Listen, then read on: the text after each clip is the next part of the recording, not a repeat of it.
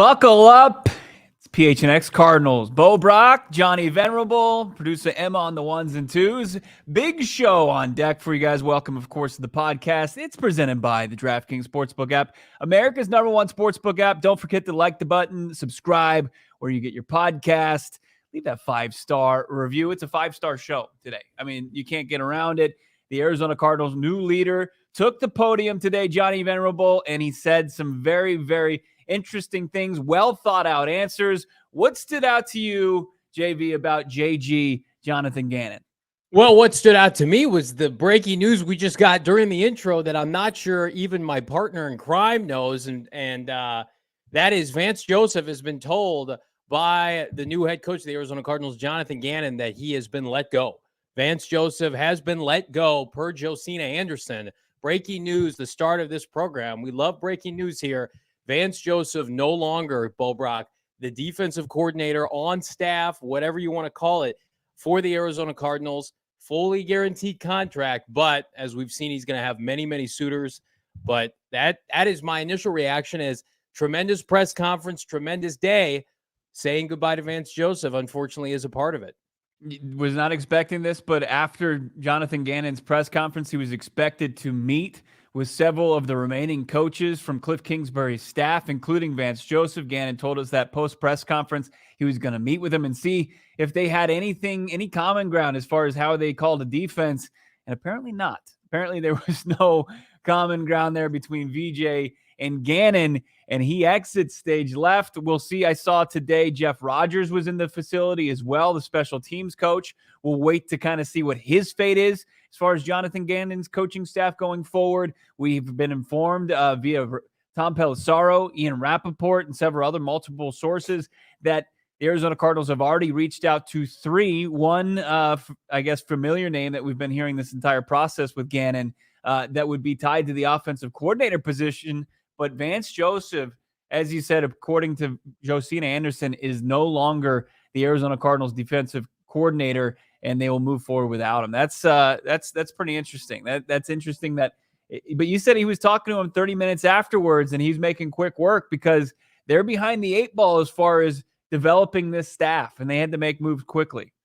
Josina Anderson reported it while you were at the press conference, basically saying, yeah, Jonathan Gannon's going to do his presser, and then he's going to have 30-minute increment meetings with everybody else on staff to let them know their fate. That doesn't bode well. You got 30 minutes to make your case or be told that you're staying or going. Not a good sign. And I think we all kind of took that for Vance. The minute Jonathan Gannon was named the head coach, there was rumors Lou Anarumo would be retained. He had a relationship with Vance. Of course, Mike Kafka, minimal defensive contacts. We assume Vance would be retained. Gannon was the wild card. Like, shit, man, I got my own defensive staff. And you've lost a lot of your position coaches. Matt Burke, gone. They lost his linebacker coach. Both defensive back coaches gone. So I'm going to go out on a limb and say Vance would probably not shocked to see this coming, but that doesn't make it none the more shocking, especially when you consider like he's in somewhat demand. He's going to meet with Philadelphia, right? He's going to meet with Denver, which is crazy because he was the head coach there. But I mean, he's going to get his money. Good for him. Vance Joseph, we'll give him his flowers. Consummate pro and professional. We didn't love everything he did, especially with young players. I think he stunted the growth of players like Byron Murphy and Isaiah Simmons.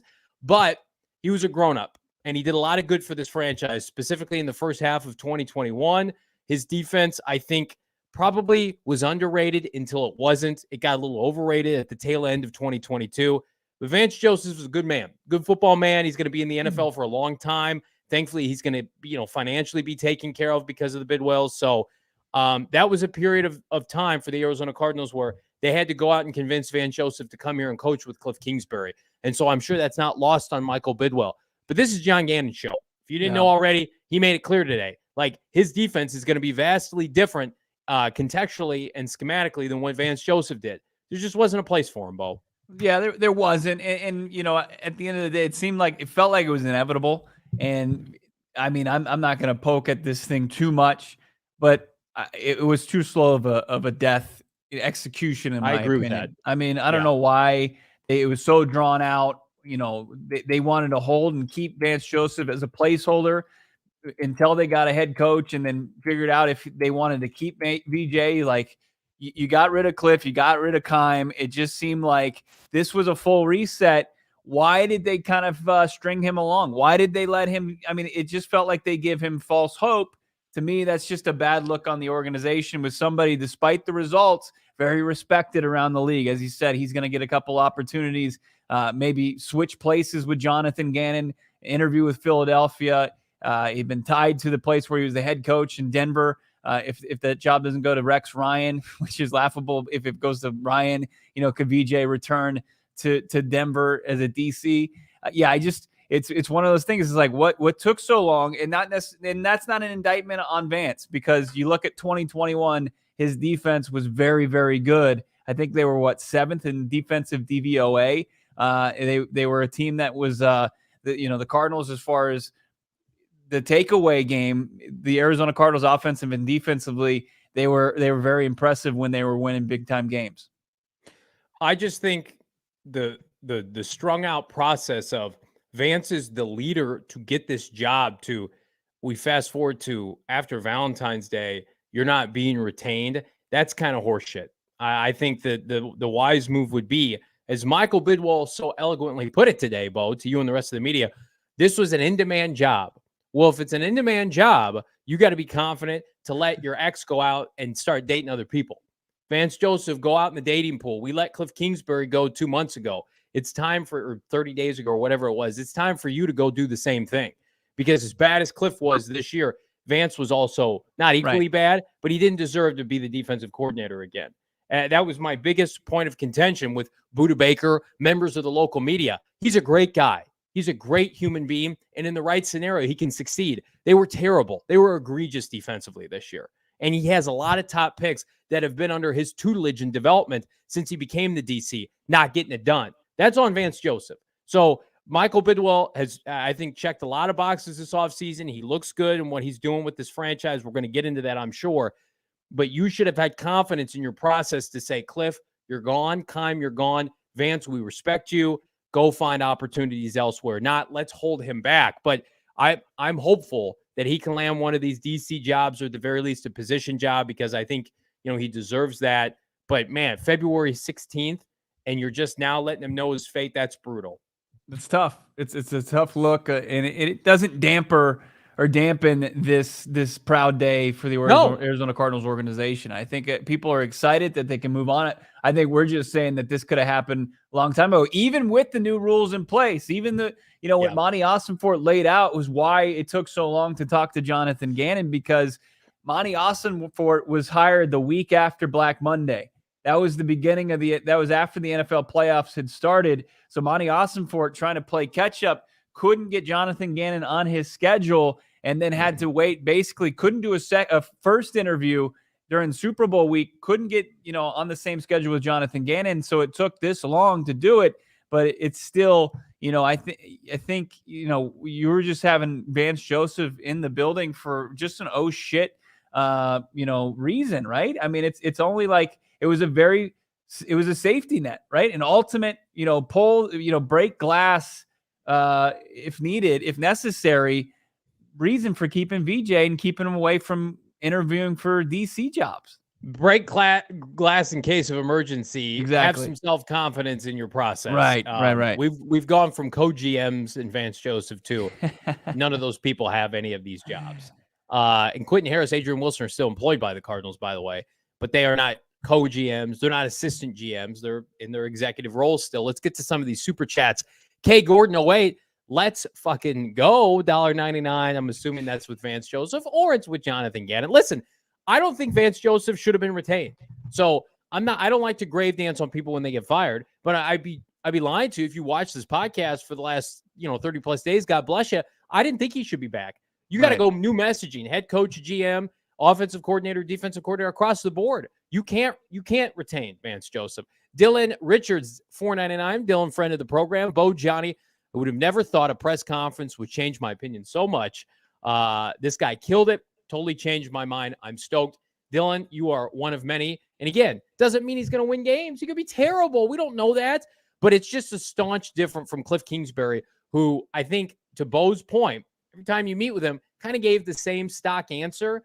This guy I mean, he sounds like every successful football coach I've ever heard. He's got a philosophy on how to win, and he cares about the optics, and he cares about building a team and the culture around them. So, I mean, it's a crazy, chaotic day here in the Valley, but in the best possible way. Yeah, no doubt about it. I mean, you had Jonathan Gannon with some really, really solid answers. You know, he talked about his vision for this Arizona Cardinals team, and I thought that was one that should get you very, very excited about what he wants to do, how they're going to play football. They're going to be adaptable. They're going to be violent. They're going to be explosive and smart. Doesn't that make you want to turn around, Johnny, and run through that fake brick wall that you have set up for your No, this is real brick. podcast set? I laid this hand by hand.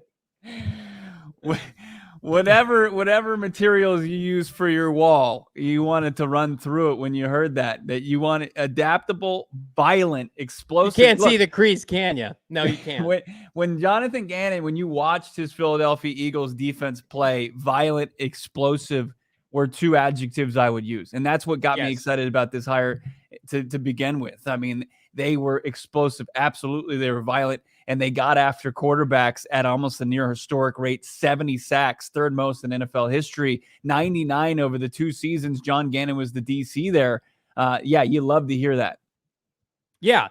Eric Smith in the chat, $2 super chat. Thank you so much, Eric. Bo, is that a Neil Lomax poster to your left?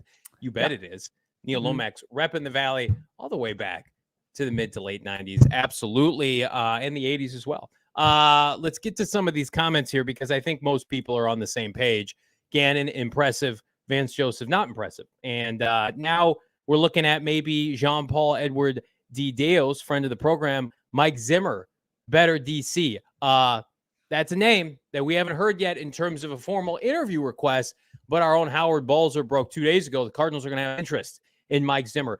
Didn't you kind of catch a glimpse of a smile when old Jonathan Gannon brought up his mentor and Mike Zimmer? It's like, do we got Mike on speed dial? Denver Broncos are laughably hiring Rex Ryan potentially, or he's the front runner there. I think this is the landing spot for Mike Zimmer if he does come back to the NFL. A lot of these other jobs, it's funny. We bitch and moan and complain about all these quality DCs getting snatched up, and then we fast forward, didn't even know Mike Zimmer was an option. You pair Mike Zimmer with Jonathan Gannon, and we're hitting the ground running, Bo. Yeah, you've got, Gannon, who's going to be 40. You've got Zimmer, who from 2000 to 2021, he was either a defensive coordinator or he was a head coach in the NFL. I mean, 2 decades worth of experience in big-time, big boy league in play calling, and that has to excite you to bring that experience. I know he's a year removed from coaching the Vikings and basically kind of took this season off for the most part. But he's a guy that, helped put together and call a bunch of really, really solid defenses over his time with Dallas, with Cincinnati, and with Minnesota. So that does excite you. Like the idea, I think it'd be a perfect mix if he goes with Zimmer, maybe as the DC. If he goes that way, great. But if he goes with Rollis and then Zimmer on the staff, Nick Rollis, the linebacker coach, who's 29 years old for Philadelphia. I mean, I like that good mix of young concepts and mixing them with the old steady concepts that Zimmer's been known to call. Let's jump into the conversation surrounding the press conference today, Bo. You were there live in person, my man, Bo Brock, asking the best questions. I'm biased here. I heard all the national media, but then I heard my dear friend, Bo Brock, front row, I presume, getting the skinny on Jonathan Gannon. And to the people in the chat, I echo this. I mean, it was one of the most impressive press conferences I've seen during my time here in the Valley. And again, press conferences can only mean so much, but you go back to Nick Sirianni's, who was a little bit dicey, Jim Tom Sula once upon a time, Adam Gase. The guys couldn't command the locker room from day one, and it was evident in their coaching style. And now you fast forward to a guy who I think has the immediate buy-in, even of his critics. And he can say and do all the right things, but they got to win games at the end of the day.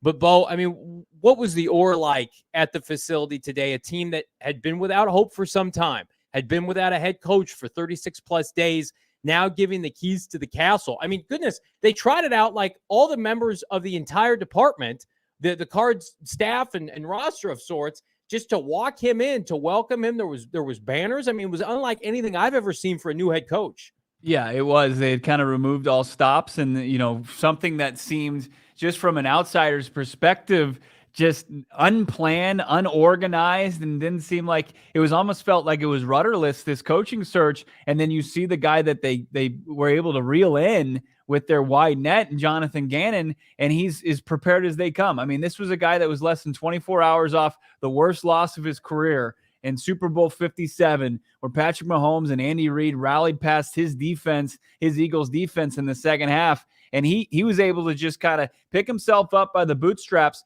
and rely on what he prepared for, a couple months before, years before, this opportunity, because he didn't want it to slip through his grasp. When he talked about when he had lost, or when they won the conference championship game, and he was asked on the field about, he's staying in Philly, and he was content to be the Philadelphia Eagles defensive coordinator going forward, good, bad, or indifferent.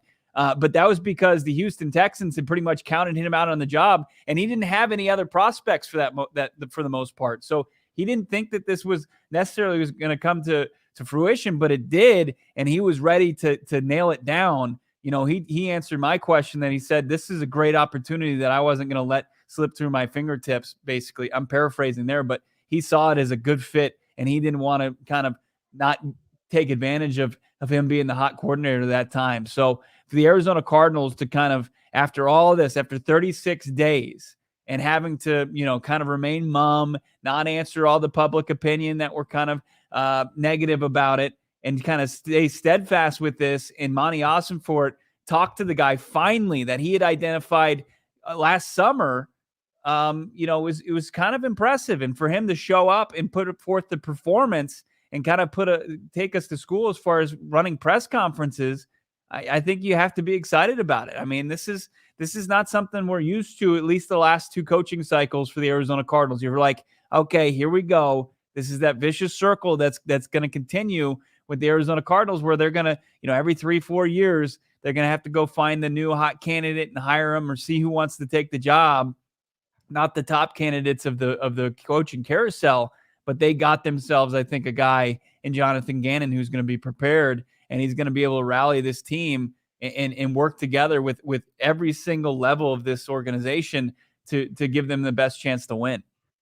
Dylan Richards, $1.99 super chat. One, an experienced play caller, Petzing isn't unknown. And we're going to talk about the potential coordinators for this job, including Drew Petzing, who's the quarterback coach for the Cleveland Browns.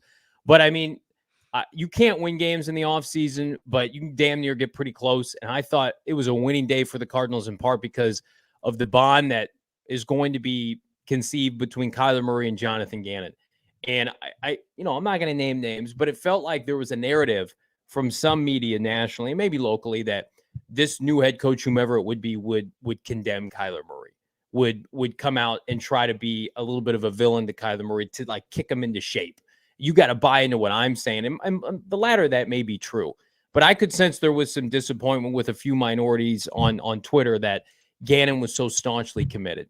And to that, I say that's tough luck, man, because he did the right thing. He's hitching his wagon to what he called an elite franchise quarterback. What do you want him to say? He's somebody that's played against him, that's coordinated against him, has seen this guy be a top 5, top 10 quarterback when he's healthy. He came here in part because of Kyler Murray. So I put this out on Twitter, Bo. I'm buying all the Kyler Murray stock that people are selling. You got Kyler Murray front row, embracing Jonathan Gannon multiple times over the last 48 hours, looking fantastic, as we talked about detailed in our show yesterday. I mean, this is a partnership. He's the head coach. He's the franchise quarterback, and that's what you want. You don't want a dictatorship. You don't want Kyler Murray being able to, enable bad habits. You want them making each other better. And that's what I see Jonathan Gannon doing, because he had every opportunity during the hiring process. If you got the job, come up there and just say, I treat everybody 53-man roster differently. Right. But he made a point to talk about his offensive philosophy as a defensive guy, saying we're building around number one. And that's great to see. Let's get to some of those sound bites, because I think it's important, because he gives even more reasons to be excited about, how he views Kyler Murray. It doesn't feel like it was something that he needed to be persuaded into, right? It wasn't like him he told me he hadn't talked to Jalen Hurts about Kyler Murray. This was John Gannon game planning for Kyler Murray back in week 5 and realizing that this is a special player. Let's just let's listen to John Gannon talk about the Cardinals franchise quarterback. Yeah, so obviously played against Kyler this year, and it was a unique game plan to put together because of his skill set. And, I use the term he's a problem to defend because what he can do. He's a legit problem for defenses. And, he has a very unique skill set, and that's what I'm looking forward to, working with him and showing him, hey, this is how defenses are going to try to stop you. Here's what you need to be ready for.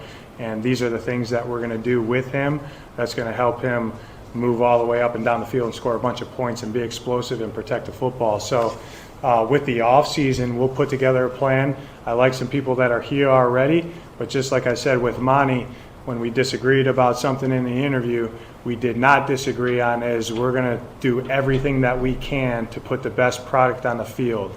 And all the ways that you can do that, all the different times in the year that you can do that with free agency, with draft, with signing free agents, with during training camp, with practice squad, week 1 to week 3 looks a little bit different. We're going to turn over all those stones because that's the main goal is put the best thing that we can out on the field. I'm waiting for my Academy Award, that cinematography where you pan from Jonathan Gannon to Kyler Murray sitting front row. No, that was Blair Witch. That looked like Blair Witch camera work. Stoically watching his new head coach just say nice thing after nice thing about him, how he's a problem to game plan, and you just love to see it. And I saw in the chat, you guys are killing it today. Just kind of asking about, what was Kyler's reaction. He was pretty stoic the entire time, as he always is. You don't get much of a reaction from Kyler Murray. But yeah, that's the most you are going to get from him. And I'm sure that's what he wants. From Hector there. Thanks for the $2 super chat. What was Kyler Murray's reaction? But that was pretty much it the entire time. Let's listen more to Jonathan Gannon talk about Kyler Murray and how he kind of wants to build around his QB1. Yeah, that's step one. We're starting to look at some different candidates and looking at interviewing some people here in the next 48 hours. And but I have a very specific vision of how I want to play on offense. And the person that comes in here to run the offense is going to understand that everything that we do will be structured around the quarterback position to maximize his skill set. And we have an elite one. We also have some elite players at different positions already on the roster that I'm very excited to work with. And that's what we're going to do. But just as an overall general philosophy of being adaptable, we're going to maximize Kyler's skill set. We're going to be adaptable. We're going to generate explosives. We're going to protect the football and be situationally smart. And we know that when you hear me talk about explosives and takeaways, we know those are winning stats. And that's all 3 phases: offense, defense, special teams. That's what we will preach, and that's what we're going to practice, and that's what the players will be educated on, and that's how we're going to play. And so if you do those things, you'll be in the playoffs. Pretty interesting stuff. You do those things, you're going to be in the playoffs, right? That's pretty blunt, right? Follow my steps, we're going to the postseason. And I think people who roll their eyes to that, it's what Brian Daboll did this year with a shit roster with the Giants and Daniel Jones. They did all the cliche stuff. Cleaned up their roster. They didn't make mistakes. They didn't beat themselves. They didn't turn the ball over. They put players in the best position to succeed. Danny Dimes, right? Best career year, even though he only had 6 touchdown passes from our guy Mike Kafka, made the playoffs, right? Yeah. And I think they are the template for the Cardinals, at least in 2023. They're going to clean up because the Cardinals, we talked about it at nauseum going into last year. So talented, loaded roster. How can this go wrong? Even with Kingsbury and Vance's deficiencies, on both sides of the ball, they're just too good until they weren't. Because we've seen up close and personal with a talented roster, you can get embarrassed. You can get embarrassed by Kansas City. You can get embarrassed in your own division by Geno Smith and a rebuilding Seattle team and get swept by San Francisco. And so I think anybody who's rolling their eyes at the messaging of John Gannon today, Jonathan Gannon, it's like, hey, it worked for New York. Let's get back to basics here. Let's get team buy-in because we didn't have that. We had segmented parks and people on an island, and anybody pushing back today on the Vance Joseph departure, you had to avoid that.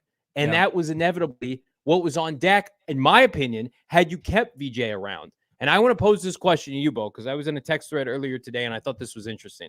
A lot of offensive guys at this presser, right? Maybe one or two defensive guys. No Budda Baker. And we know Budda Baker, staunch supporter of Vance Joseph. Do you read anything into that? Or do you feel like maybe it's just, maybe he's not in town, maybe he couldn't make it? But I thought that was interesting. We got everybody else on the offensive side, even soon to be free agents. Kelvin Beachum, Will Anderson are there, standing ovation. The captain, the guy Monty Ossenford, broke down in his opening press conference, not in attendance today. What do you make of that? Yeah, it was interesting. It was mostly offensive guys, and I don't know if it was just because they were working out there today, because you did see, like, as soon after the press conference, Zach Ertz went to the training facility that's immediately through the doors and was working out already. Maybe it was the offense's day to kind of work out. The only person I saw really from the defensive side of the football was a linebacker they picked up from the Texans mid-season, Geiger Hill. But other than that, I think you said you saw on Twitter Byron Murphy was there. I didn't get a glimpse of Murph, but he might have been there. I don't know. It was littered with offensive guys. I'm not buying into Budda Baker being that upset. I mean, he knew a change was coming, and it was likely not going to be Vance Joseph. He caught up with Kay Adams and said that he was looking forward to a new head coach. So no, I don't think that he was not. That was something that was. He wasn't there for a reason. I mean, Budda's was paid a couple seasons ago. I don't see anything that would keep him away from the organization. My guess is he probably just had a scheduling conflict. But I can be naive to some of that stuff. But I just don't see it as something that he was kind of holding out and not being there to support his new coach. But let's take a look at some of these super chats as well. Let's go with Jason Krell, $1.99 super chat. Hey guys, this is night and day compared to Cliff. I completely agree with that. I was thinking about it. I think I was there for the Bruce Arians press conference. I was there for the Steve Wilkes press conference. I was there for the Cliff Kingsbury press conference. And this might have been like BA obviously had the comic relief to it. He's 60 and sexy, no risk it, no biscuit, all the BA-isms that we all became to know and love. And he won that. But this, as far as just impressing you with having a plan and really trying to create an organization along with his new general manager that is a cohesive unit from top to bottom, and that guys are on the same page, and no matter what their role is within the organization, and collaborating together and working in concert, like that impressed me the most. So it was absolutely night and day. John Gannon said more, in a couple of his answers than we got from Cliff all season long. Let's get to the $2 super chat. Price is right kind of deal here. John Paul, 1 cent more than our guy Jason. Keep up the good work, Johnny and Bo. Thank you so much. You guys make this possible. And we're grateful for everybody that tunes in, listens to this podcast, and listens and views this podcast. Just hit a like, subscribe to the YouTube channel. But yeah, I mean, I think this was a slam dunk press conference for a guy like Gannon, and for him to come out and say the things that he did about Kyler Murray and speak the language of Michael Bidwell and Monty Ossenfort. And that's what Bidwell said today, was like what Gannon told him in his plan to get Kyler Murray back on track. That got them on board with John Gannon in the short amount of time. So, that's what we've been talking about all offseason long, about what the next coach has to be. And his top priority not only is getting the Cardinals back on track, but getting Kyler Murray back on track. Arizona Animal, love this comment. Jonathan Gannon will get under the skin of Shanahan, McVay, and Carroll. And that was always my argument against Mike Kafka. It's like, who's ready to go to war in this division, right? They needed a presence like this to not get pushed around. I mean, the outings by the Arizona Cardinals in the NFC West over the last calendar year, and I include that LA Rams playoff loss and the Week 18 loss at Seattle, home against Seattle that cost them the NFC West title 2 years ago. It has been an embarrassment. It has been a unmitigated disaster. You're getting undressed by 3 guys that feel like they're all going to the Hall of Fame. Get your shit together. Find a head coach that can go to war with you. To me, that is not talked about enough by all these national media pundits talking heads like, well, you had to go with an offensive guy, and I don't like this, and blah, blah, blah. As Michael Bidwell put it, and I don't agree with everything he says, but I'll agree with this. You draft for your division, and you hire for your division. This is not the AFC South, when you can kind of dick around and back your way into the playoffs. This is not the NFC South. Kyle Shanahan and Sean McVay and Pete Carroll rotate every year going to the playoffs, NFC title games, Super Bowls, right? If you don't have somebody that's on their level, or you at least are trying to get there, you're always finishing third or fourth. And we saw it last year. We were convinced Cliff Kingsbury had taken another stride. They had gone 4-2 in the division the year before, but they lost 3 straight, including the postseason game. And this year, non-competitive. Non-competitive against Geno Smith and a rebuilding roster. Non-competitive against the Niners. More super chats here. You guys are unbelievable. Jason Krell, $1.99. This guy's fired up. Cliff makes me want to sleep. Cliff's answers were cool when he was winning, but the low-key vibes were not good vibes at the end of the day. Like, you have to have answers. And Cliff didn't have any answers at the end of the year, and it was evident. Illa Dre, I hope I'm saying that right, $4.99. Thank you so much. I love how he said the word adaptability to players' skill set and chess match on defense. Maze Sanders, Cam Thomas will do good in his system, 100%. And, Isaiah Simmons, I still feel like they've got a decision to be made on his fifth-year option. But if you're an Isaiah Simmons stan and you want him to do well, you got to be excited about basically him coming out and saying, we're going to put you at your best position. Hey, guess what? That's not slot corner, Vance Joseph. Right. Let the guy roam and eat at the middle of the field. But if I'm Budda Baker, if I'm any of these defenders, hell yeah, Mr. Kevin Durant MVP in the background. I'm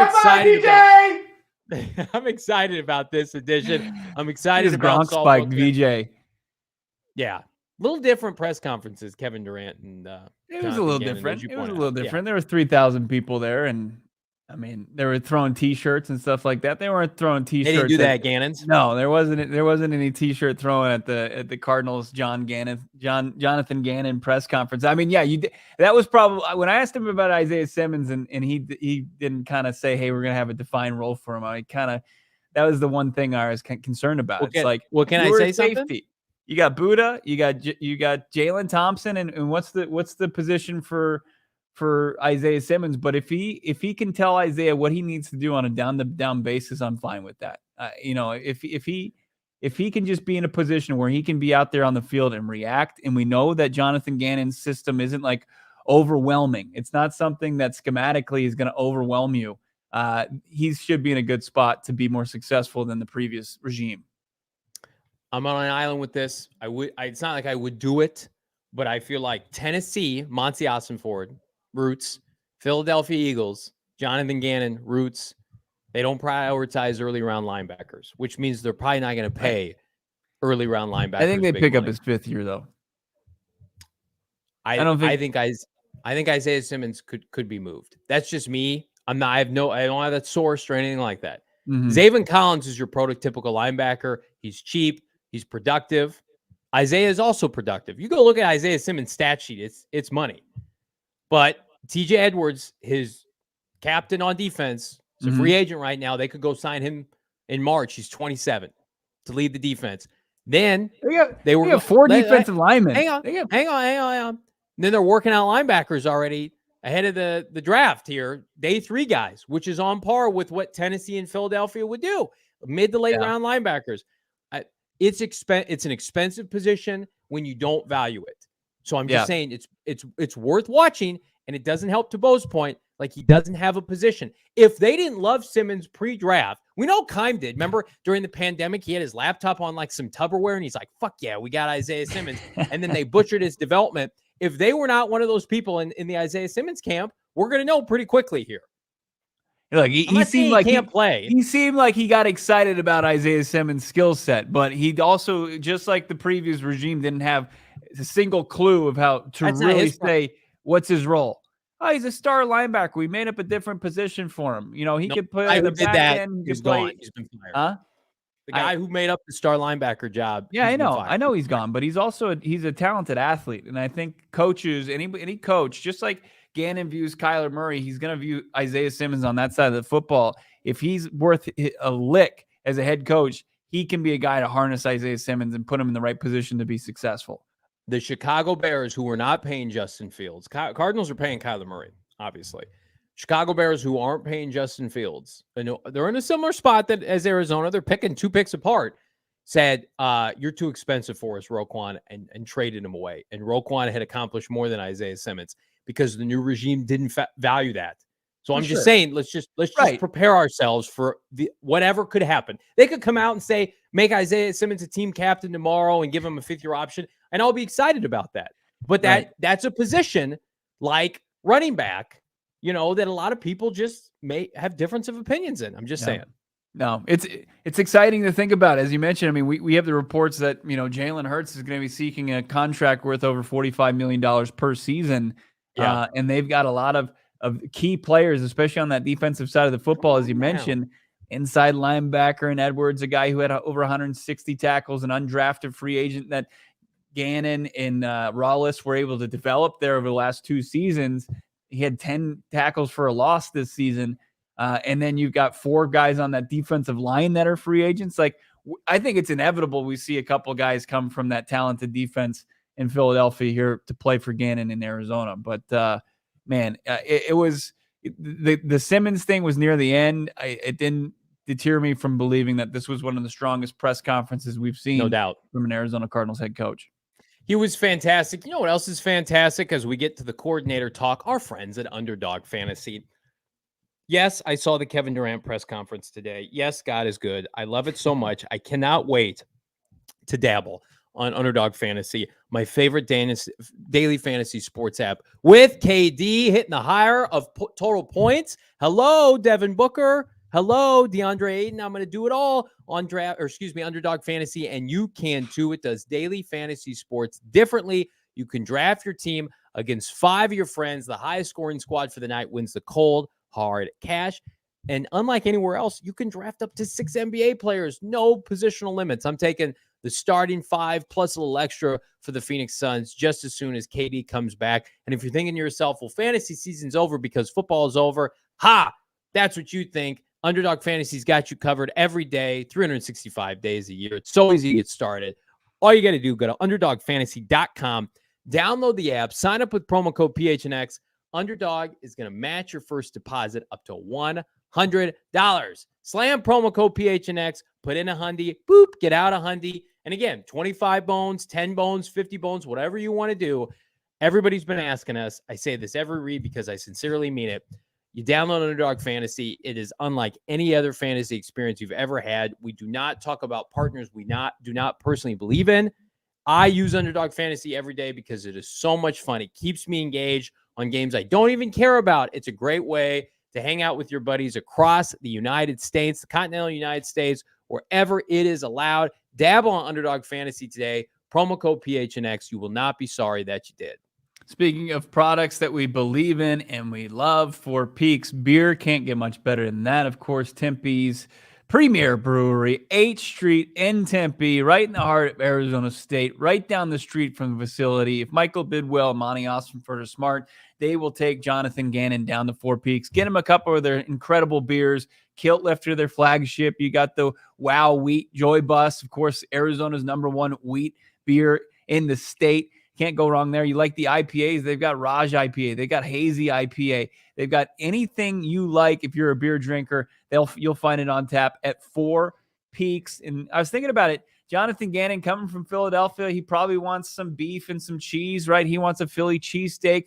Well, I'm thinking about it. Where's the best place to go get a Philly cheesesteak? Well, maybe not here in the Valley, but you can find, of course, the Italian beef beer bread at Four Peaks. It's unbelievable. It's got enough beef and cheese in it for you that it will it will scratch that itch for you. It's delicious. Their entrees, their appetizers, their desserts, they go crazy. And so do all their beers. Follow them on social at Four Peaks Brew. Get the latest on Arizona's premier craft brewery. And remember to check out fourpeaks.com/events for all your beer week entertainment coming your way. What's better than drinking a beer and watching a game? Nothing. I can't think of a single thing.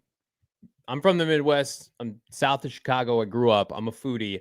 Four Peaks is on par with anything you're going to get. East Coast, West Coast, Mid Coast, rural heart of America, wherever.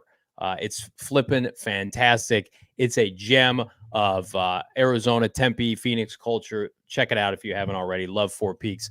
Tom, thank you for the $1.99 super chat. Do we think Mike Zimmer could be our next defensive coordinator? Well, let's talk about it, Tom. These two schlubs would love for that to happen. We had Howard Balzer of GoPHNX.com on the show yesterday. He says it's within the realm of possibility.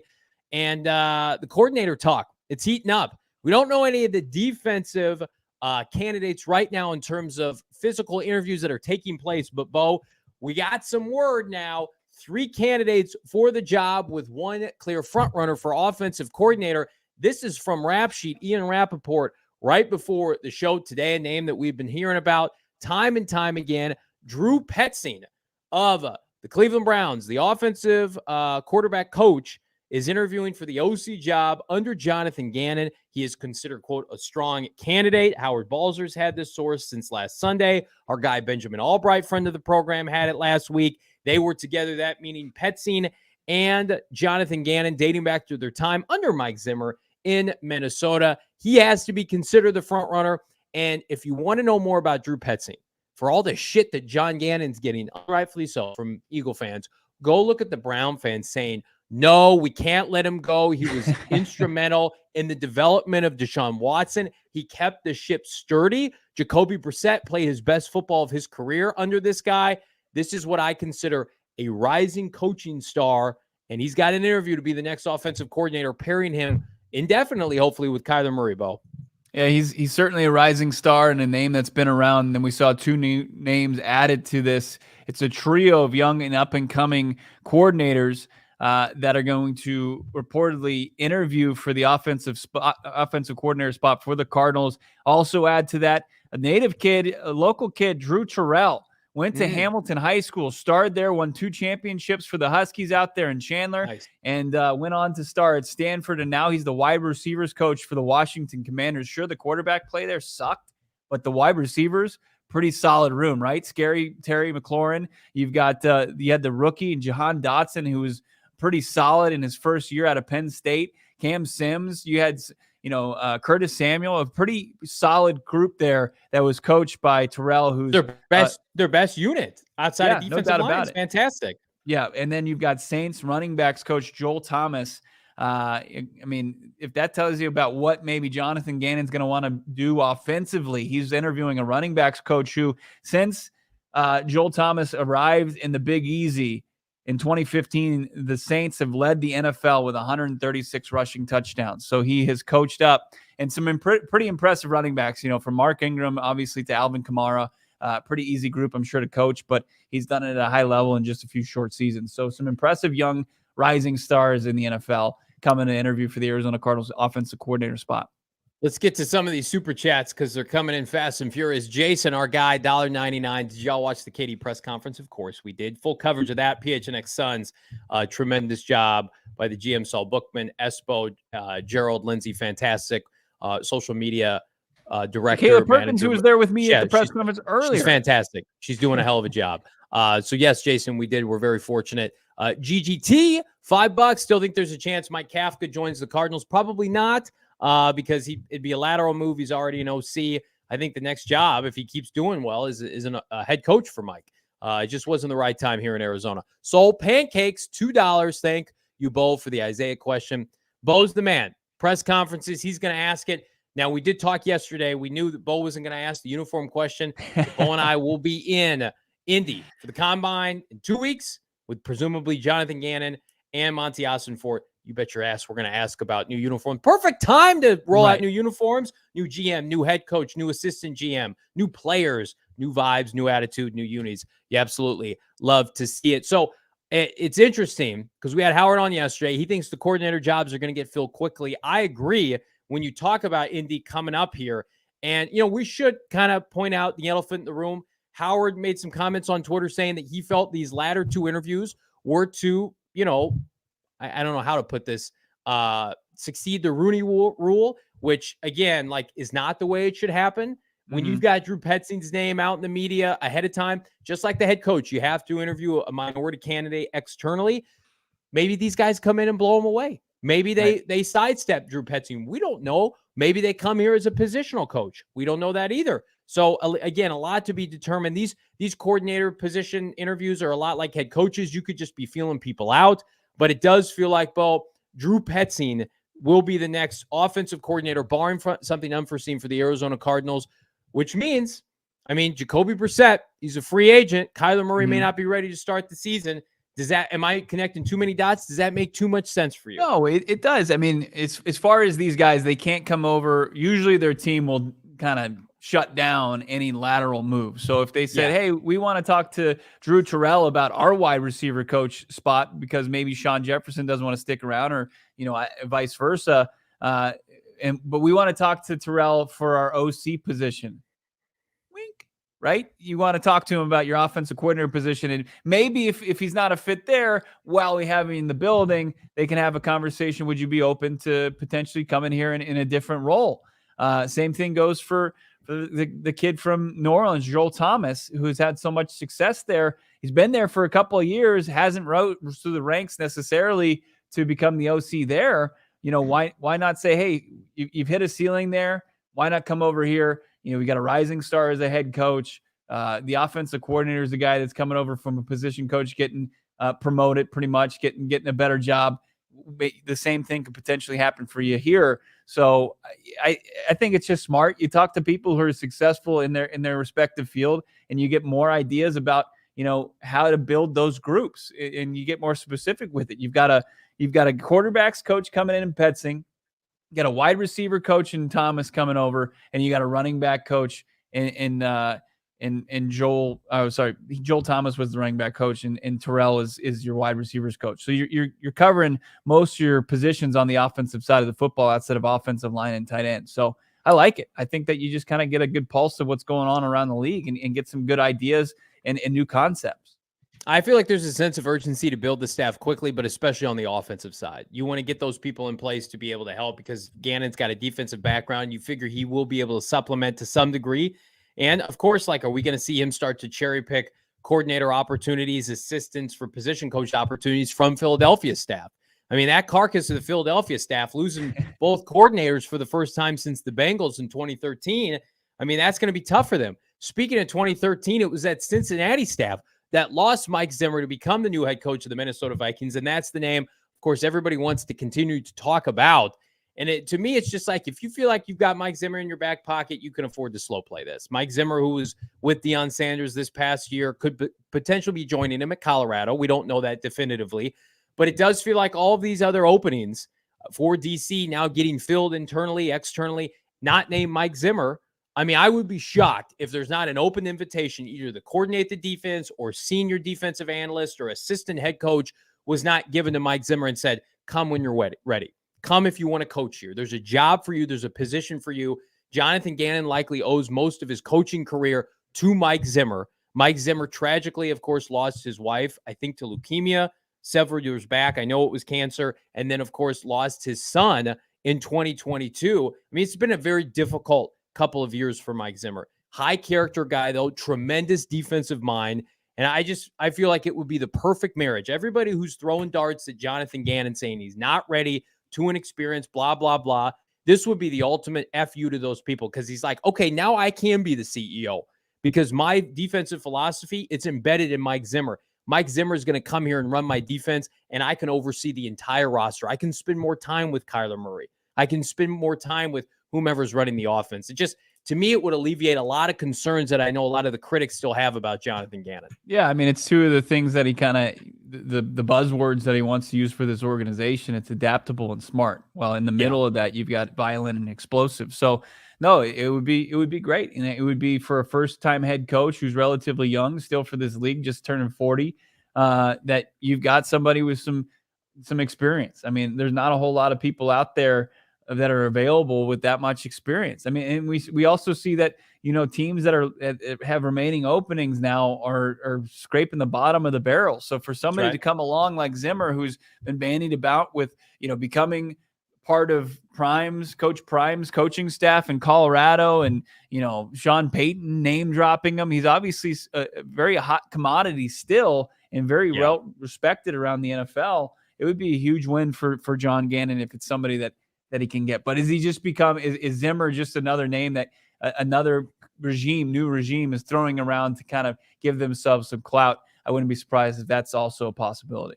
Well, you want to go work where your friends are and where you have relationships. And to me, it makes too much sense if Mike does want to come back in the NFL.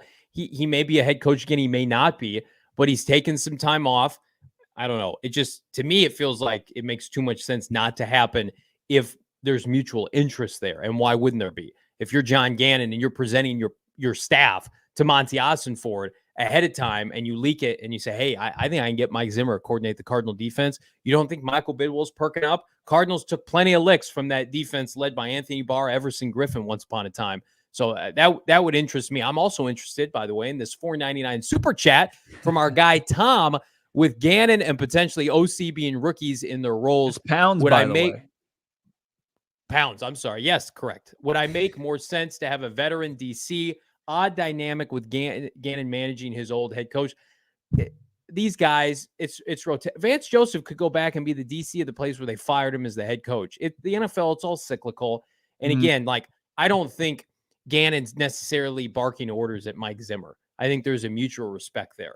Very similar to, once upon a time, Arians had Tom Moore on his staff with Carson Palmer and company. You think he was yelling at Tom Moore? No, Tom Moore was around to give advice and guidance. So there could conceivably be a scenario where you get that young linebackers coach from Philly to come be your coordinator, and Zimmer's here as a head defensive assistant, assistant head coach. I mean, there are plenty of titles that you could come up for him, but Gannon's pushing all of his chips in the table. Wouldn't you, if you get potentially one shot, two max to be a head coach in the NFL, and you're go all in, and you got people in your ear saying, I don't know about Kyler Murray, I don't know about the Bidwells, wouldn't you want to say, like, shit, I got to get the best staff possible to help me win games? Because that's how I shut these people up, how I quiet this narrative. If I'm worried about ego, like, you look at John Gannon and Monty Ossenford, you think they give two shits about ego? They're like, give me the best people in here to help us win games. We're trying to go to war. We're trying to beat Kyle Shanahan, and we need the best people to do that. And so I think they're open-minded. There's no egos here. Right. And both of them said it in their respective introductory press conference that this is not going to be an organization where anybody's going to have an ego. It's going to be short-lived for anybody that does. So, I think that when you look at this team and you hear a guy like Gannon talk about his experience working for Nick Sirianni, who came over as the OC, right? He was the offensive coordinator from the Indianapolis Colts, but he became the CEO. He became the master delegator. And I think Jonathan Gannon wants to have a similar role. Sure, he's got a defensive background, but he wants to put people in the right position across his coaching staff, regardless of their experience. He wants to put guys and empower them to do their job correctly, and also collaborate with coaches on the staff. Like Jonathan Gannon said, he wanted to help Kyler Murray with how defenses are going to attack him and kind of play from that role. So it's going to be an ultimate collaboration from top to bottom as far as that staff goes. So if you're mixing a young up-and-coming coordinator, former position coach, first-year guy like Drew Petzing or Drew Terrell or Joel Thomas, and you on the other side of the football, you've got Nick Rawlis coming over as a linebackers coach, but you have somebody like Mike Zimmer who has all the experience that he has, 20-plus years as a defensive coordinator, NFL head coach. I mean, that's priceless. Having that ability to kind of workshop ideas and game plans and scheme through guys like Zimmer. There's also talk, I mean, we haven't talked about this because I think there's only been one or two reports, one of which came kind of offhand by our guy Benjamin Albright. Mike Munchak, former head coach of the Tennessee Titans, has relationships with John Gannon. How would you like Drew Petzing to coordinate your offense and Mike Munchak is coaching your offensive line? That has been floated out there, which would be flipping fantastic. Could you imagine Munchak and Zimmer and Petzing and Gannon as your top four guys running this team? I mean, you talk about the infrastructure and the power changing in the NFC West, especially from a coaching position. They want experience. And this is not Cliff Kingsbury's staff where he's trying to make relationships on the fly. He literally went from the Big 12 to the NFL and said, I don't know anybody. Help me, Steve. I can coordinate the offense. I love Kyler Murray. I can make Kyler Murray go, can you fill the rest of this out for me? And it's like Jonathan Gannon says the opposite. I've been in the NFL. I was on Bobby Petrino's staff in 2007. I was a quality control guy defensively for Mike Zimmer. He's been in the NFL since then. He's got 3 years scouting experience. I mean, there's some people who don't love the hire, but for anybody that can say he's not going to be able to put together a competent staff, this is exactly what Bo has always preached. And you do a great job pointing this out because I don't think a lot of people point this out. Relationships are more than just coaching. It's free agents. The Cardinals, the time signings went down the toilet when Bruce Arians left. Well, why was that? Because majority of those guys knew Bruce and knew how Bruce rolled and could fuck with Todd Bowles. Right. But those guys leave the building, and it's like Steve Keim comes knocking at your door. I don't know you. Get out of here. Right? Now it's like you've rejuvenated that with Austin Ford and Jonathan Gannon, where you can say, exactly, bingo. These guys, I get it. I know how they run their operation. It's first class. They're going to put me in the best position to succeed. I can move my family here. Those days are back. The Austin Ford, Gannon, Keim time signings, those are a new thing. We're going to have to come up with a catchy new phrase. But coaching, free agents, for actual NFL free agents, I think it's a destination again for that very reason.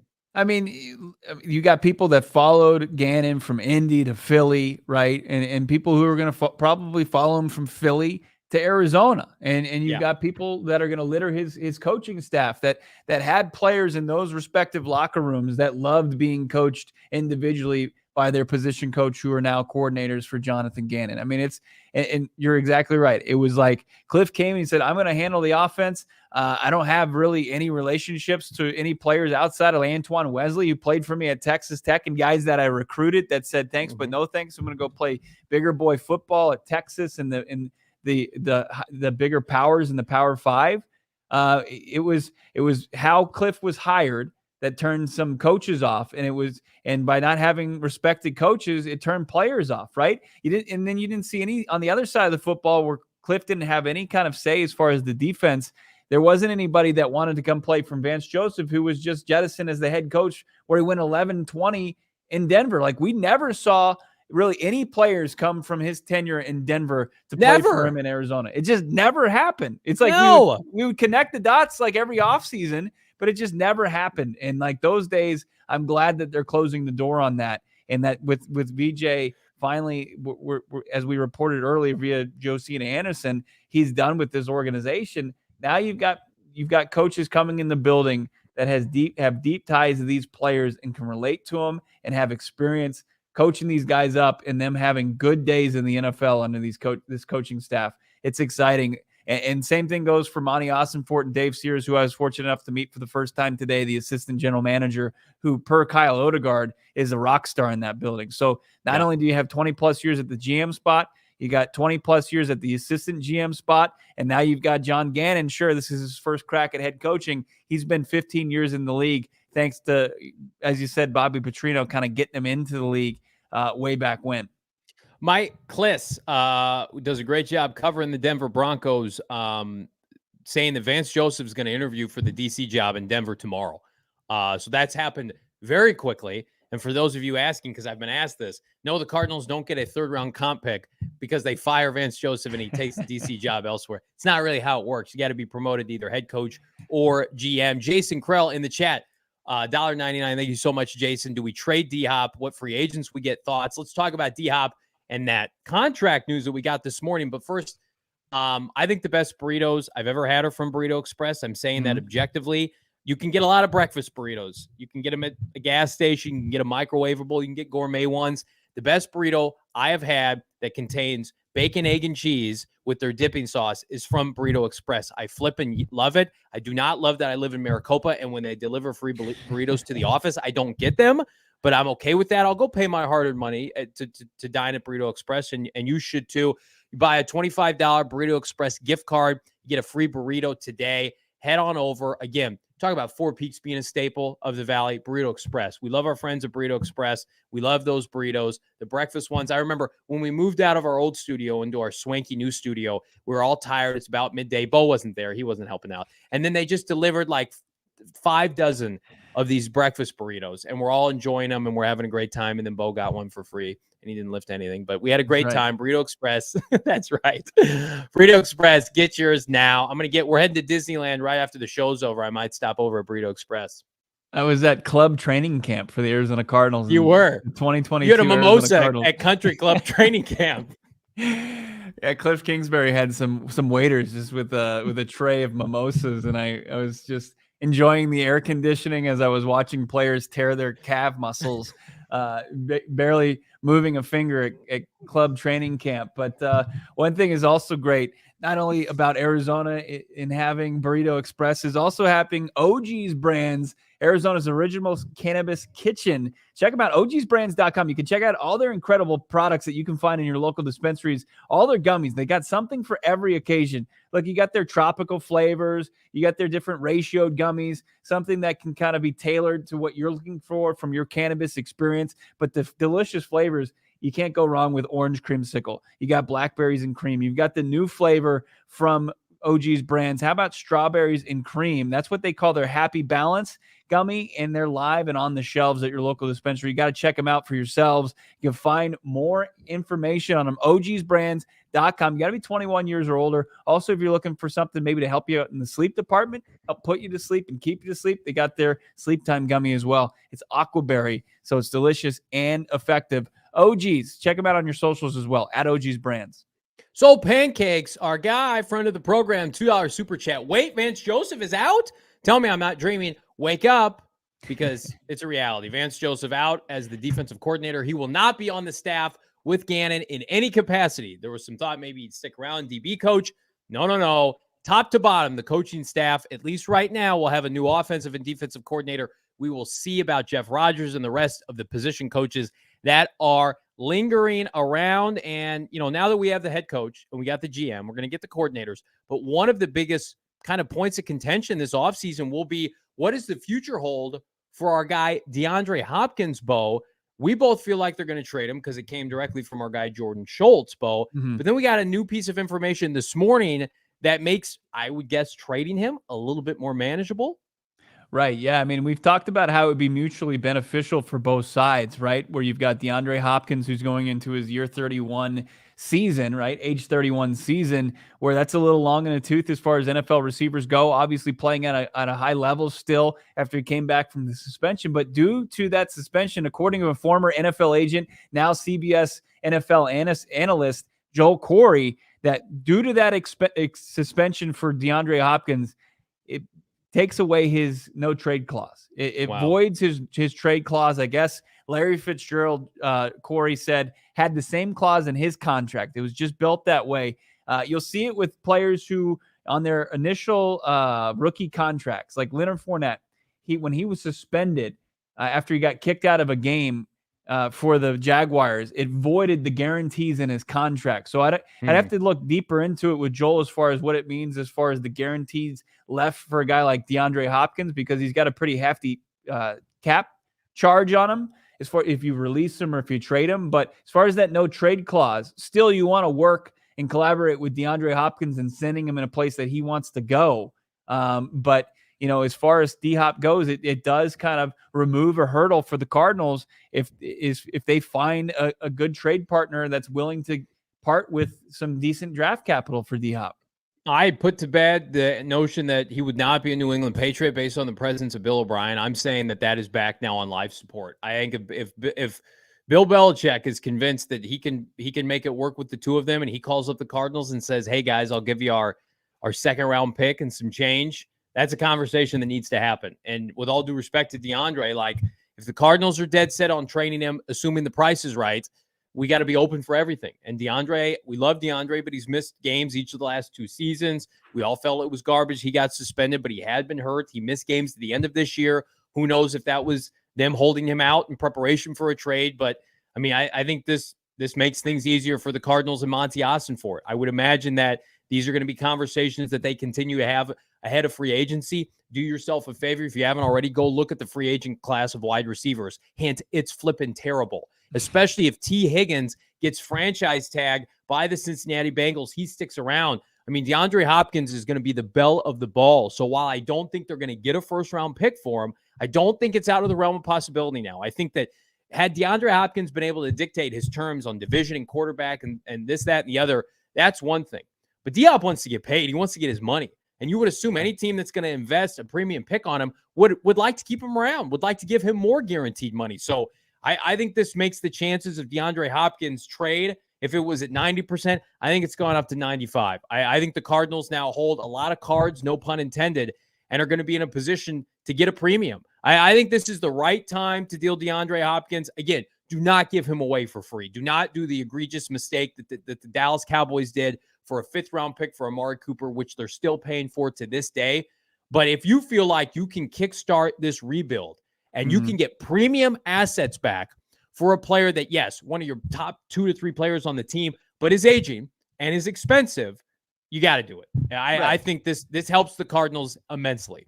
And you're in a position to, kind of remove the ugly side of this business, right? Where you're not just going to kick a player out and just trade him to the highest bidder.